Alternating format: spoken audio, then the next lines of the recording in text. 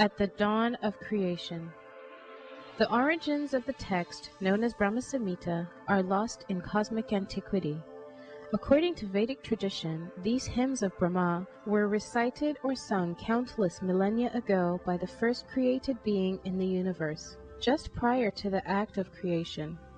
The text surfaced and entered calculable history early in the 16th century, when it was discovered in the manuscript library of an ancient temple in what is now Kerala state in South India. The essential core of the Brahma Samhita consists of a brief description of the enlightenment of Lord Brahma by Lord Sri Krishna, the Supreme Personality of Godhead, followed by Brahma's extraordinarily beautiful prayers elucidating the content of his revelation.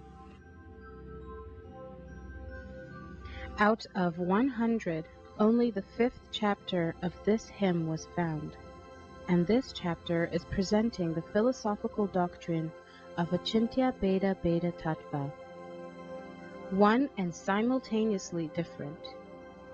It presents also methods of devotional service, the 18 syllables of the Vedic mantra, the knowledge of the soul, the super soul, and of the fruitive activities, the explanation of the Kama Gayatri, the mother of the Vedas, the original Mahavishnu, and contains a specific vision of the spiritual world, specifically Goloka Vrindavan.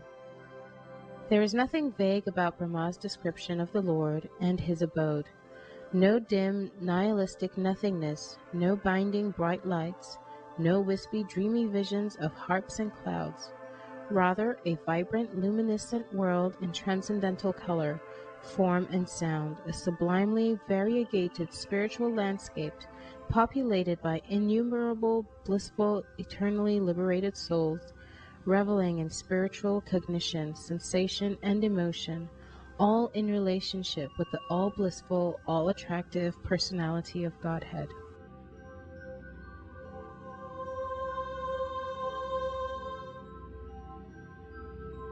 Krishna's first expansion is Baladev, and his next expansions are Vasudev, Sankarshan, Aniruddha, and Pradyumna. From Sankarshan comes Mahavishnu, the first Purusha avatar.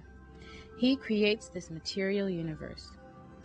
Garbhodakshayi Vishnu comes from Mahavishnu, and Brahma, who is born from him, gives birth to Shiva. Brahma, Shiva, and Vishnu are the guna avatars. In fact, Vishnu is above all the material characteristics, but he accepts to govern sattva gun, the mode of virtue, for the maintenance of the universe.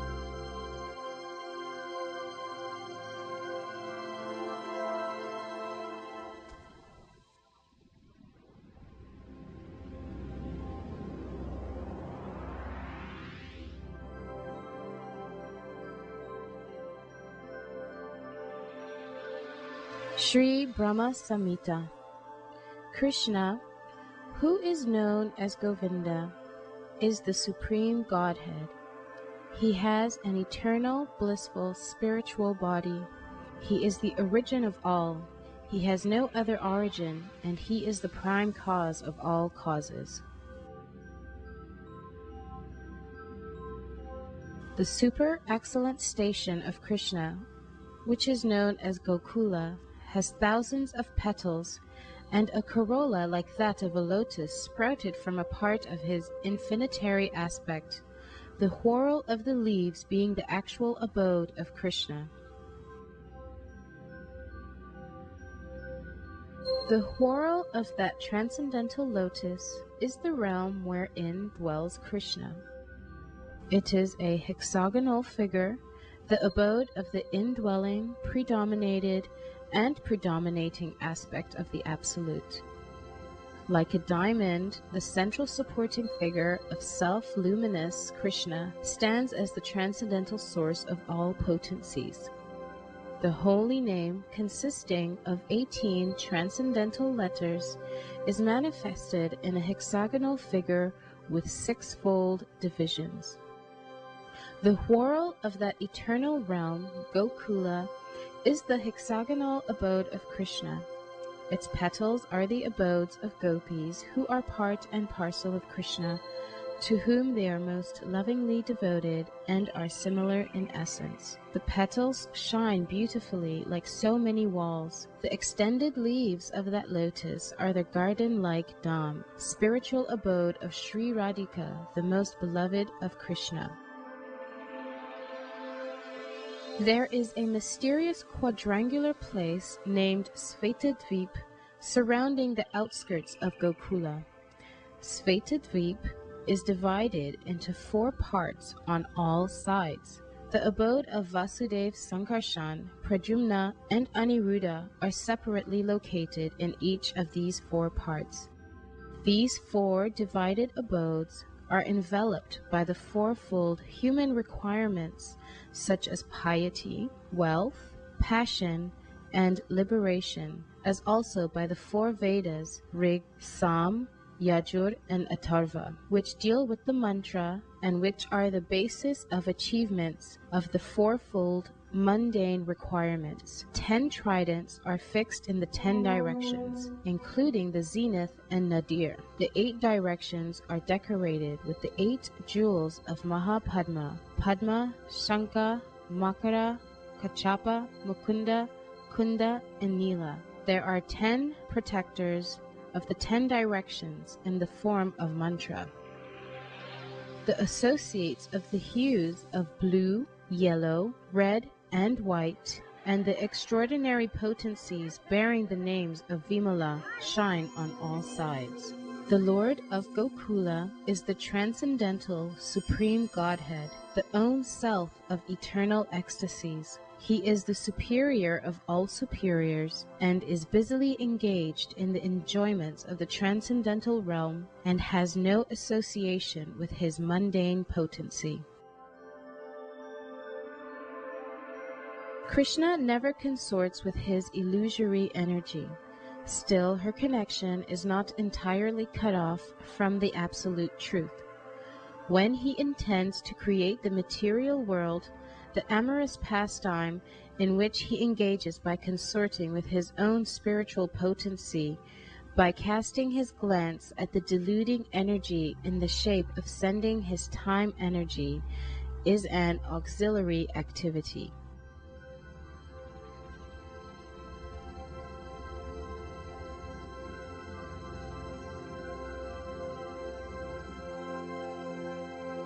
Ramadevi, the spiritual potency, beloved consort of the Supreme Lord, is the regulatrix of all entities.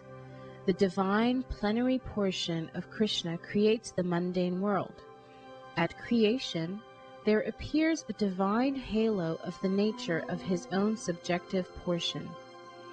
This halo is divine Shambhu, the masculine symbol or manifested emblem of the Supreme Lord. This halo is the dim twilight reflection of the supreme eternal effulgence. This masculine symbol is the subjective portion of divinity who functions as progenitor of the mundane world, subject to the supreme regulatrix.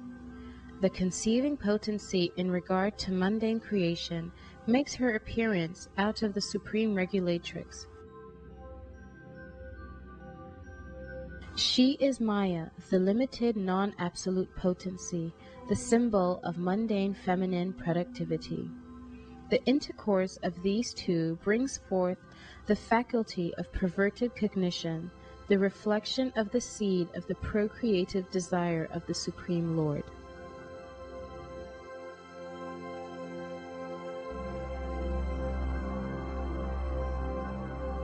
All offspring of the consort of the great Lord of this mundane world are of the nature of the embodiment of the mundane masculine and feminine generative organs. The person embodying the material causal principle, the great Lord of this mundane world, Shambhu, in the form of the male generating organ, is joined to his female consort, the limited energy, as the efficient causal principle. The Lord of the world, Mahavishnu, is manifest in him by his subjective portion in the form of his glance. The Lord of the mundane world, Mahavishnu, possesses thousands of heads, eyes, hands. He is the source of thousands of avatars in his thousands of subjective portions. He is the creator of thousands of individual souls. The same Mahavishnu is spoken of by the name of Narayan in this mundane world. From that eternal person has sprung the vast expanse of water of the spiritual causal ocean, the subjective portion of Sankarshan, who abides in Paravyoma, the above Supreme Purusha, with thousands of subjective portions, reposes in the state of divine sleep in the waters of the spiritual causal ocean. The spiritual seeds of Sankarshan existing in the pores of skin of Mahavishnu are born as so many golden sperms. These sperms are covered with 5 great elements. The same Mahavishnu entered into each universe as his own separate subjective portions. The divine portions that entered into each universe are possessed of his majestic extension. That is, they are the eternal universal soul, Mahavishnu, possessing thousands of heads. The same Mahavishnu created Vishnu from his left limb, Brahma, the first progenitor of beings, from his right limb, and from the space between his 2 eyebrows, Shambhu, the divine masculine manifested halo. The function of Shambhu in relation to jivas is that this universe, enshrining the mundane, egotistic principle, has originated from Shambhu.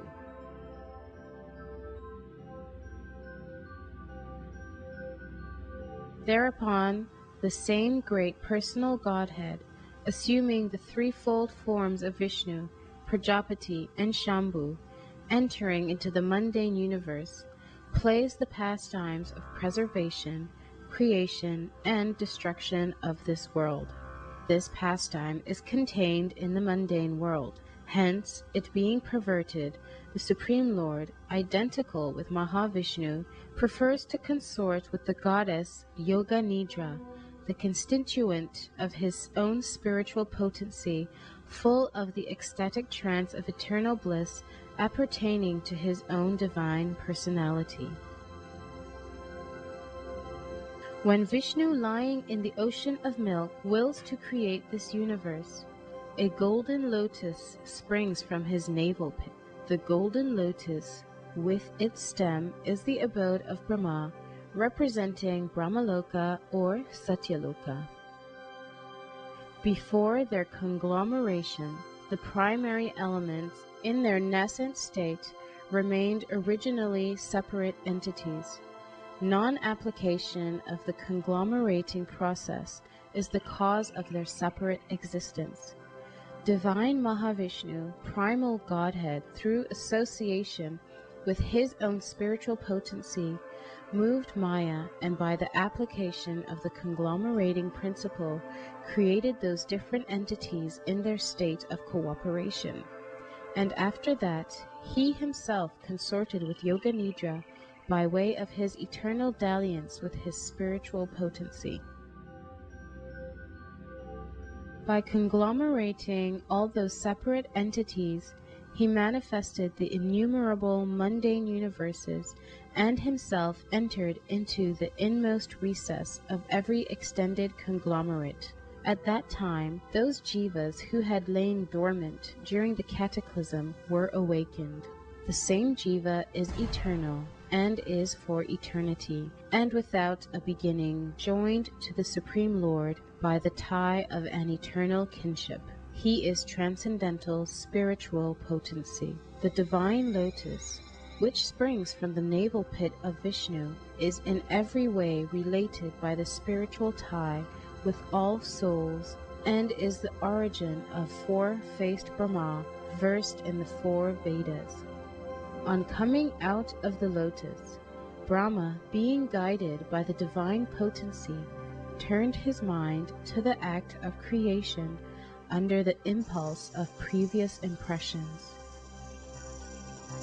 But he could see nothing but darkness in every direction. Then the goddess of learning, Saraswati, the divine consort of the Supreme Lord, said thus to Brahma, who saw nothing but gloom in all directions.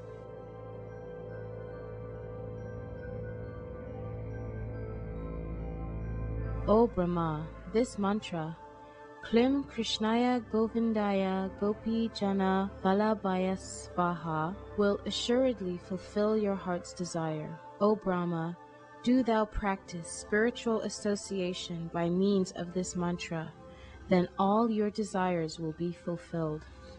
Brahma, being desirous of satisfying Govinda, practiced the cultural acts for Krishna in Goloka, Lord of Svetadweep, for a long time. His meditation ran thus: there exists a divine lotus of 1,000 petals, augmented by millions of filaments, in the transcendental land of Goloka.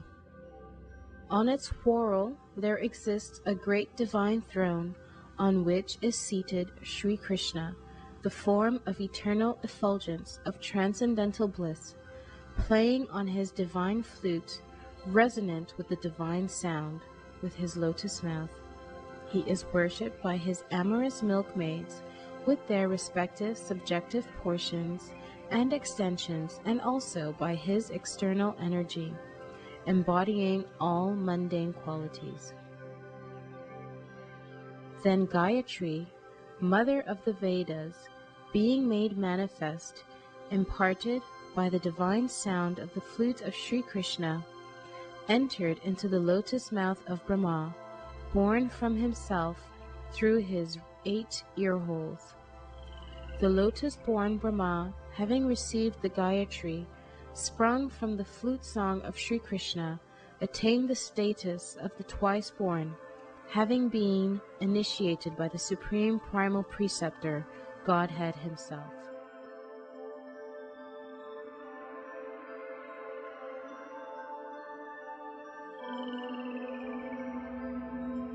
Enlightened by the recollection of that Gayatri embodying the 3 Vedas, Brahma became acquainted with the expanse of the ocean of truth. Then he worshipped Sri Krishna, the essence of all Vedas, with this hymn.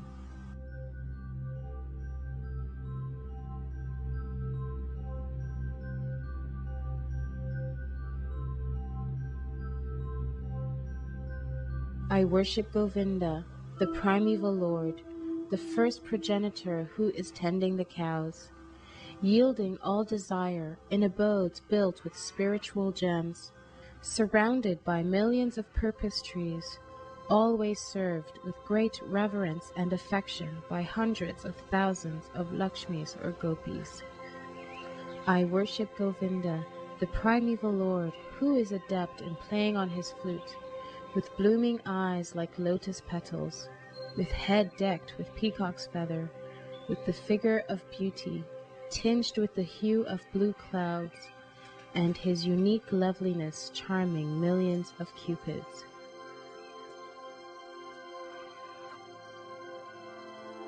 I worship Govinda, the primeval Lord, round whose neck is swinging a garland of flowers beautified with the moon locket, whose 2 hands are adorned with the flute and jeweled ornaments, who always revels in pastimes of love, whose graceful threefold bending form of Shama Sundar is eternally manifest. I worship Govinda, the primeval Lord, whose transcendental form is full of bliss, truth, substantiality, and is thus full of the most dazzling splendor. Each of the limbs of that transcendental figure possesses in himself the full-fledged functions of all the organs, and eternally sees, maintains, and manifests the infinite universes, both spiritual and mundane. I worship Govinda, the primeval Lord, who is inaccessible to the Vedas, but obtainable by pure unalloyed devotion of the soul, who is without a second, who is not subject to decay, is without a beginning, whose form is endless, who is the beginning and the eternal Purusha, yet he is a person possessing the beauty of blooming youth. I worship Govinda, the primeval Lord, only the tip of the toe of whose lotus feet is approached by the yogis, who aspire after the transcendental and betake themselves to pranayam by drilling the respiration, or by the jnanis who try to find out the non-differentiated Brahman by the process of elimination of the mundane, extending over thousands of millions of years. He is an undifferentiated entity, as there is no distinction between potency and the possessor thereof. In his work of creation of millions of worlds, his potency remains inseparable. All the universes exist in him, and he is present in his fullness in every one of the atoms that are scattered throughout the universe at one and the same time. Such is the primeval Lord whom I adore. I adore the same Govinda, the primeval Lord, in whose praise men, who are imbued with devotion, sing the mantra shuktas told by the Vedas by gaining their appropriate beauty, greatness, thrones, conveyances, and ornaments.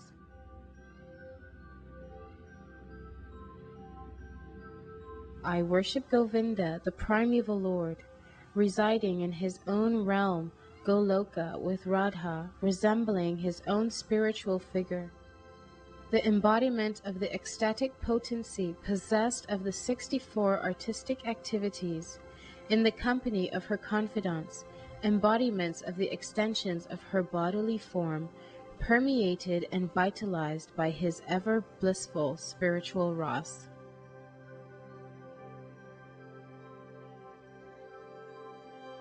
I worship Govinda, the primeval Lord, who is Shyamasundar, Krishna himself, with inconceivable, innumerable attributes, whom the pure devotees see in their heart of hearts, with the eye of devotion tinged with the salve of love. I worship Govinda, the primeval Lord, who manifested himself personally as Krishna, and the different avatars in the world in the forms of Ram, Nrsimha, Vamana, etc., as his subjective portions. I worship Govinda, the primeval Lord, whose effulgence is the source of the non-differentiated Brahman mentioned in the Upanishads, being differentiated from the infinity of glories of the mundane universe, appears as the indivisible, infinite, limitless truth.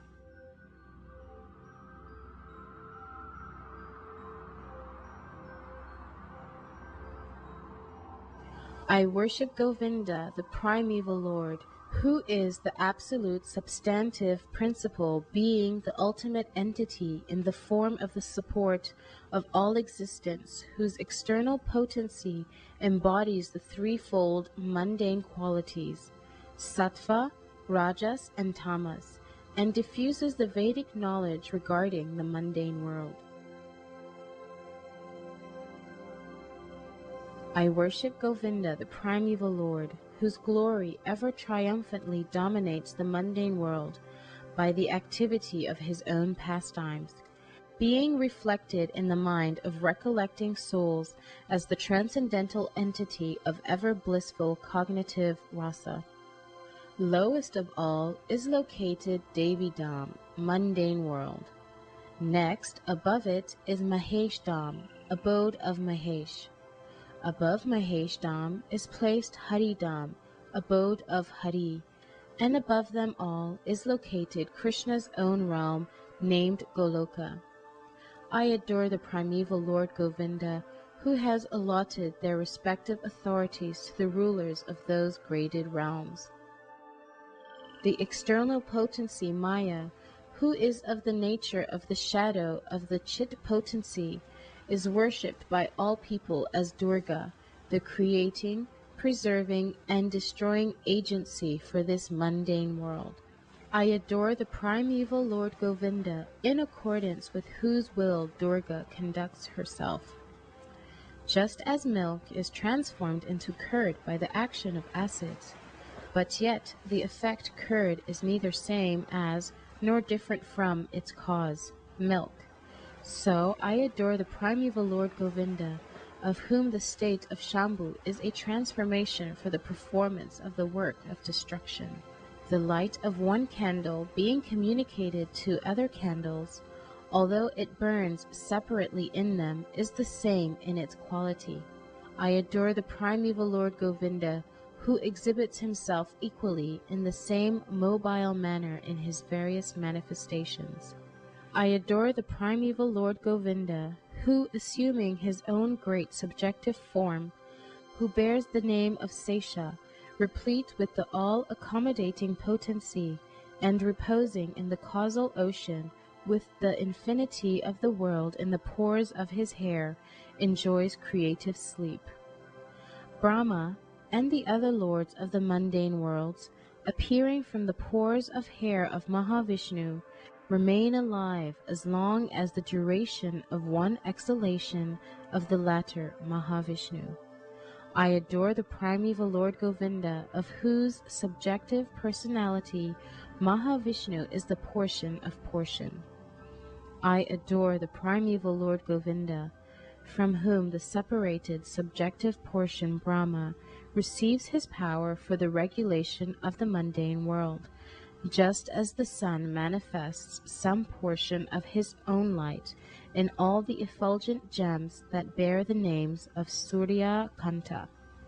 I adore the primeval Lord Govinda, whose lotus feet are always held by Ganesh upon the pair of tumuli protruding from his elephant head, in order to obtain power for his function of destroying all the obstacles on the path of progress of the three worlds. The three worlds are composed of the 9 elements: fire, earth, ether, water, air, direction, time, soul, and mind.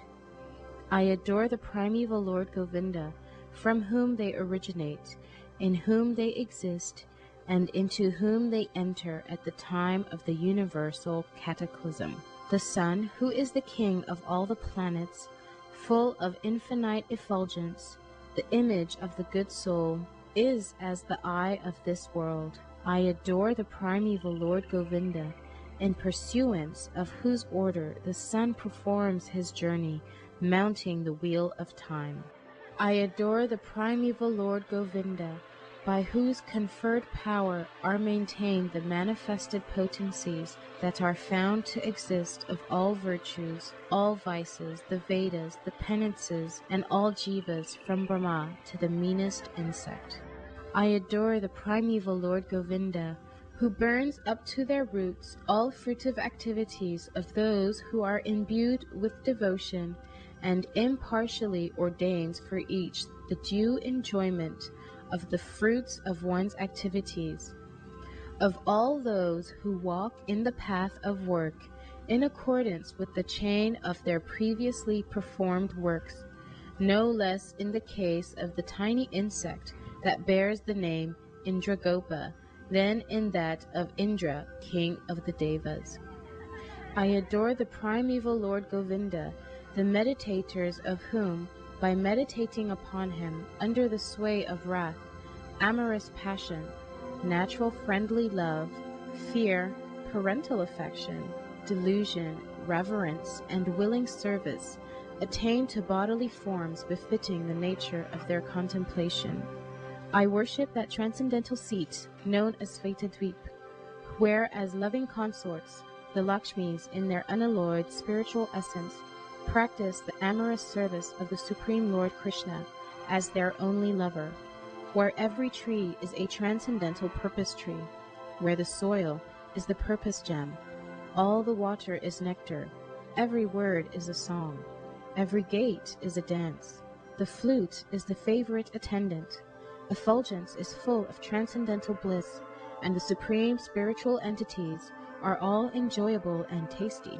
Where numberless milk cows always emit transcendental oceans of milk, where there is eternal existence of transcendental time, who is ever present and without past or future, and hence is not subject to the quality of passing away, even for the space of half a moment. That realm is known as Goloka only to a very few self-realized souls in this world.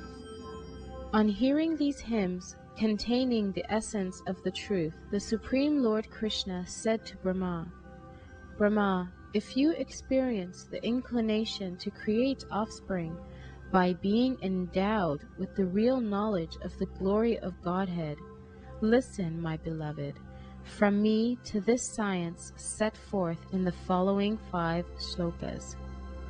When the pure spiritual experience is excited by means of cognition and service, super excellent unalloyed devotion characterized by love for Godhead is awakened towards Krishna, the beloved of all souls. The highest devotion is attained by slow degrees by the method of constant endeavor for self-realization with the help of scriptural evidence, theistic conduct, and perseverance in practice. These preliminary practices of devotion are conducive to the realization of loving devotion, than whom there is no superior well-being, who goes hand in hand with the attainment of the exclusive state of supreme bliss, and who can lead to myself.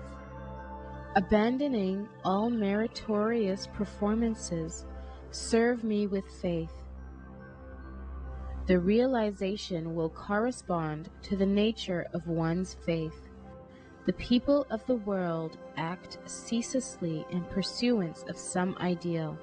By meditating on me by means of those deeds, one will obtain devotion characterized by love in the shape of the supreme service.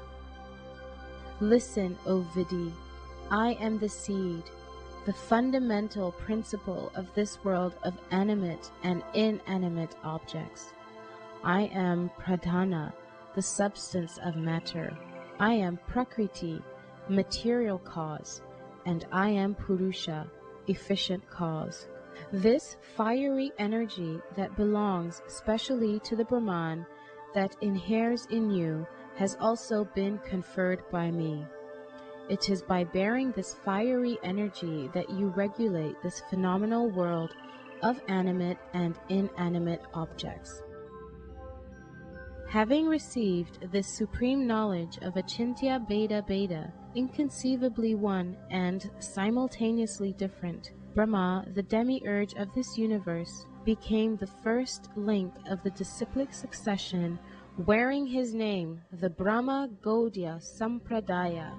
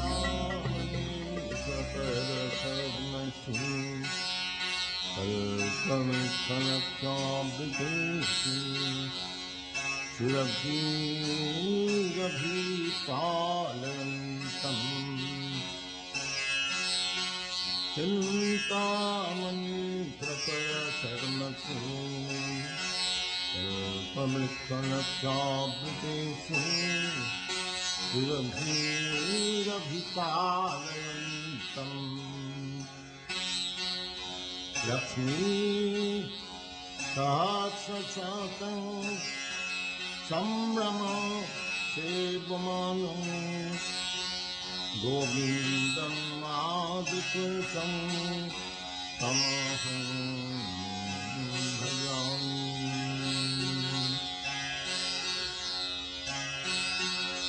Chintamani Tata Sarmasum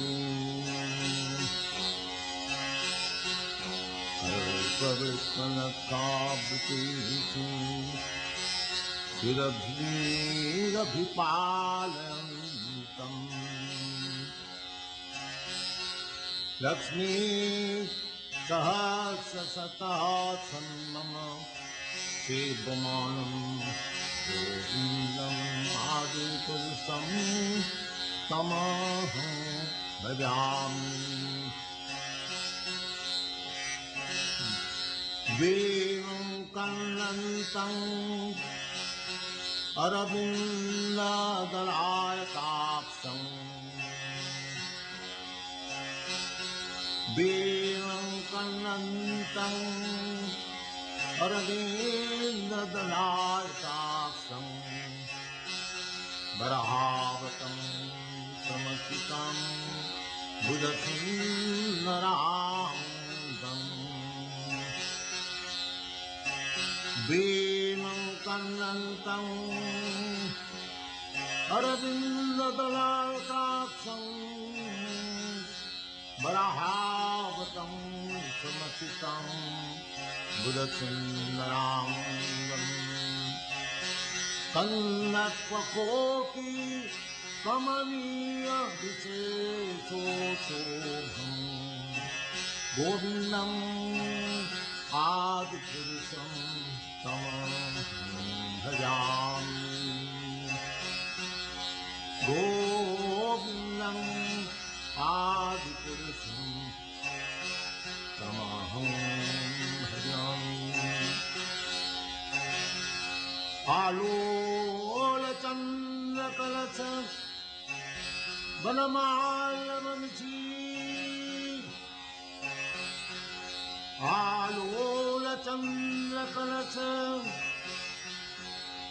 Vanamala Vanchi Ratnangadam Pranayake Kalavilasam Alola Chandra Kalasa Vanamala Vanchi Ratnangadam Pranayake Kalavilasam Shyamam Tivam Alavitam Niyata Prakasam Govindam Adi Purusham Tamaham Bhajami Govindam Adi Purusham Tamaham Bhajami Chintamani Pratara Sadamasu Parvavrikhayathabhiti Siravirabhiparantam Chintamani Pratara